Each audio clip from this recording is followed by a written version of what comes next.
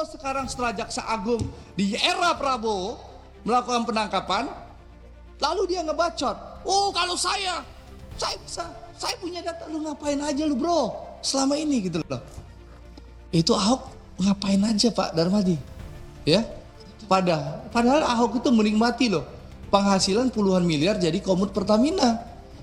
Jadi Rapat kerja Komisi 6 DPR RI yang digelar pada Selasa 11 Maret 2025 di Gedung DPR Senayan berubah menjadi panggung perdebatan sengit antara dua politisi hingga tak segan melontarkan sindiran tajam.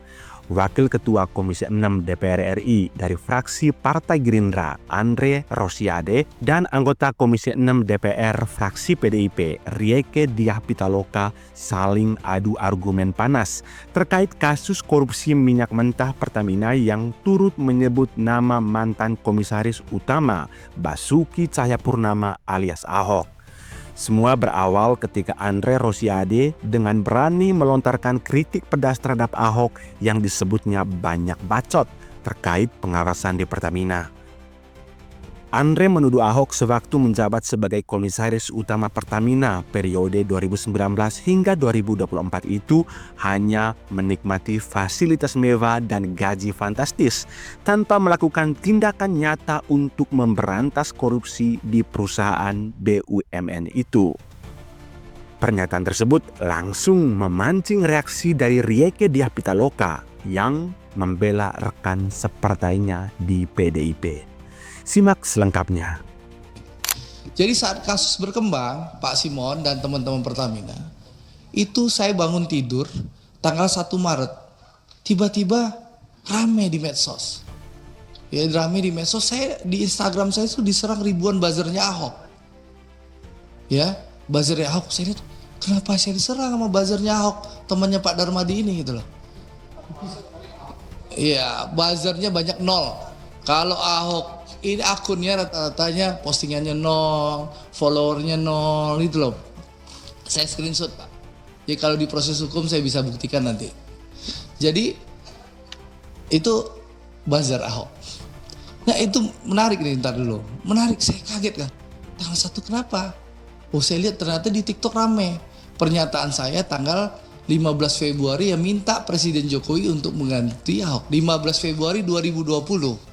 Ya, saya sebagai anggota DPR Komisi 6 minta Pak Ahok diganti karena membuat kegaduhan di Pertamina.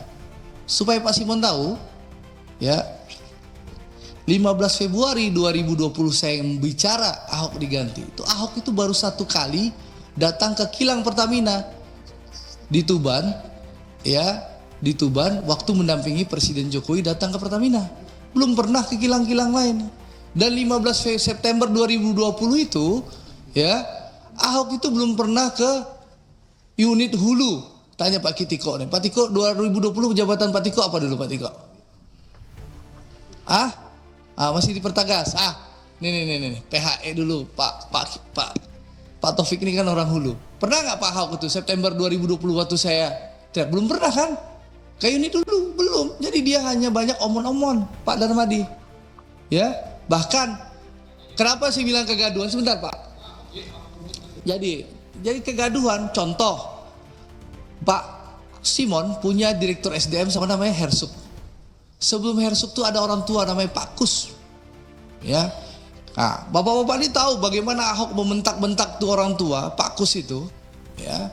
Karena apa? Pak Ahok minta ada orang yang dinaikkan promosi tapi tidak sesuai jenjang kepangkatan. Ya Pak Kusnya nggak mampu menaikkan. Dimaki-makilah Pak Kus itu. Saya bisa ganti Anda loh.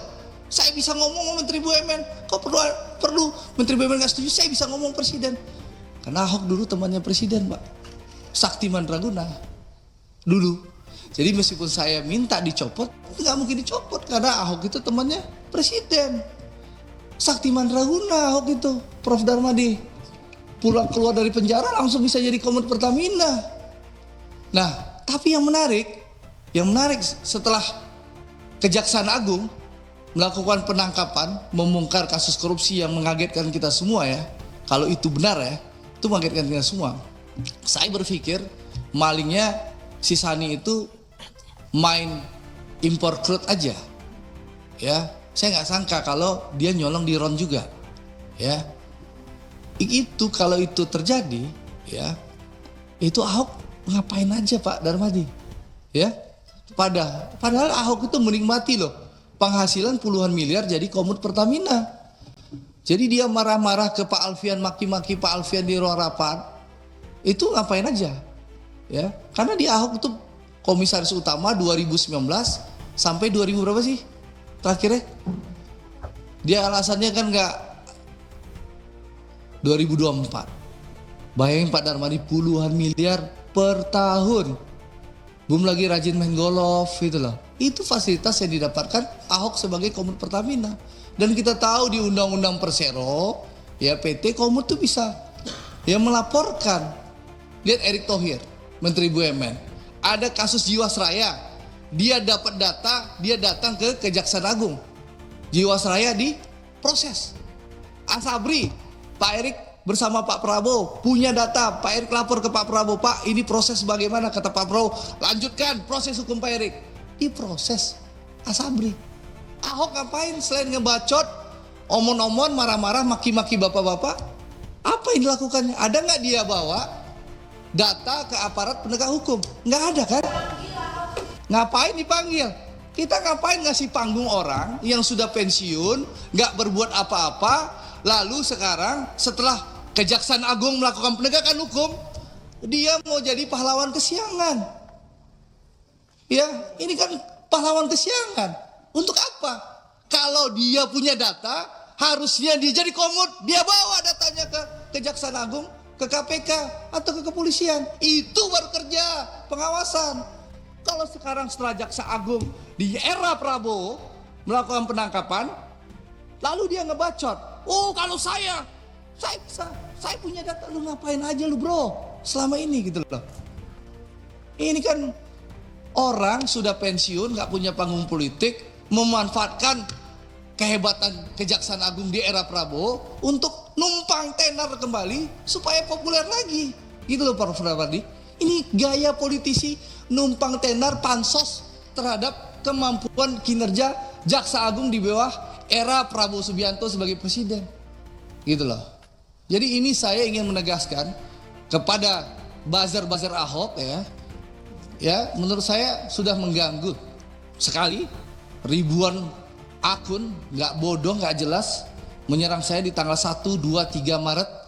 Ya setelah itu selesai dia serang Erick Thohir dan Boy Thohir habis itu. Ya, saya 3-4 hari lah Prof. Lumayan, menurut saya mengganggu karena berita daur ulang 15 September 2020. Nah di sini saya menggunakan hak saya menjawab itu karena saya pergi umroh Prof waktu itu. Jadi saya nggak bisa menjawab dan saya ingin menjawab di depan direksi Pertamina. Ya, karena saya tahu bahwa Bapak kan tahu banyak omon-omon aja, ngebacot aja. Sekarang setelah Jaksa Agung melakukan penegakan hukum, ya di bawah eranya Prabowo, siapa saja yang melanggar hukum, yang korupsi disikat zaman Pak Prabowo, baru dia pura-pura muncul sebagai pahlawan kesiangan. Dan alhamdulillah jejak digitalnya banyak. Ngaku nggak pernah jadi ditawarkan diri, ternyata pernah ditawarkan diri oleh Pak Jokowi. Ini banyak kebohongan-kebohongan. Jadi saya minta teman-teman, mari kita rasional. Ya, itu hak teman-teman mau ngundang Ahok, silahkan. Tapi ya ngapain kita kasih panggung? Serahkan kepada aparat penegak hukum, Kejaksaan Agung yang sudah bekerja luar biasa, gitu loh. Ya, jadi menurut saya sekali lagi ya hati-hati. Politik buzzer ini, tapi memang buzzernya nggak sekuat dulu Pak. Waktu dulu Pak Simon, saya duduk di meja situ di ujung, saya bilang Ahok tuh komisaris Rasa Dirut. Pak Simon, karena waktu itu Ahok itu sangat berkuasa, powerful waktu itu karena dekat presiden, buzzernya luar biasa. Sebulan saya dihajar. Tapi kalau sekarang karena udah jauh dari kekuasaan 3 hari doang dia mungkin mampu bikin buzzernya. Itu Pak Mufti. Dulu waktu saya duduk di sebelah Pak Mufti itu, gara-gara komut Rasa Dirut, 1 bulan, 3 bulan saya dihajar sama Ahok. Ya, itu hebatnya medsosnya pasukan Ahok tuh Pak Deka. Kalau sekarang karena mungkin sudah nggak berkuasa, hanya 3 hari Pak Simon. Jadi saya ingin menyampaikan sekali lagi, selamat bertugas. Saya tunggu roadmap-nya Pak Simon. Buktikan bahwa Pak Simon bukan pilihan yang salah dari Presiden Prabowo. Tunjukkan kepada rakyat Indonesia bahwa konsistensi Presiden Prabowo, bahwa beliau tidak ingin omon-omon, bahwa beliau ingin mewujudkan kita betul-betul di periode 2025, 2024, 2029 ini kita bisa bersuasembada